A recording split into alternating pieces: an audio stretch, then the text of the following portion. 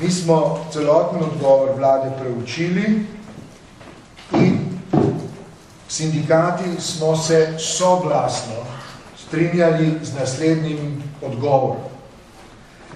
Najprej zavrnili smo predlog vlade Republike Slovenije, ki nam je bil posredovan popoldne.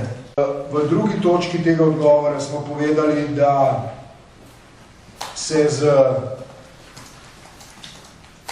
umikom standardov in normativov iz tega strinjamo, vendar jih je treba v okviru socialnega sporazuma dogovoriti z socialnimi partnerji, kar pomeni, da ne pristajamo na ta 3-tedenski rok, ki je enostranski in nima praktično nobene možnosti za uspeh. Tretja pomembna točka se tiče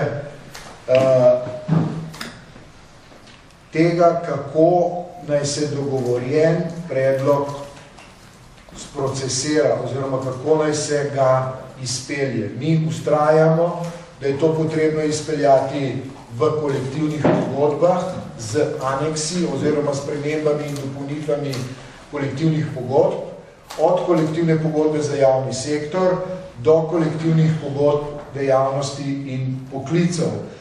Četrta točka našega dogovora opozarja, da se vlada ni opredelila do zahtev na področju visokega šolstva in raziskovalne dejavnosti.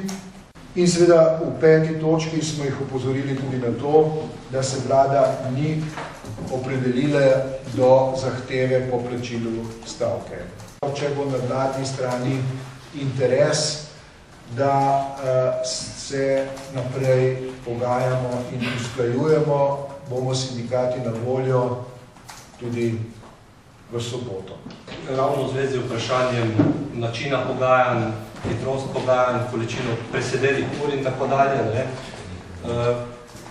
To je čisto ista zgodba, ko smo poslušali pri prejšnji vladi, torej očitno ni problem v ministrih, ampak v nekem sistemu, ki suportira to zgodbo. In jaz se bojim, da so se oni ukupali in to že kakšno desetletje nazaj. Torej, jaz pričakujem, da bo vlada našla toliko resnosti in ugotovila, da sedi na kanti benzina, kadi in se igra s pokrovom.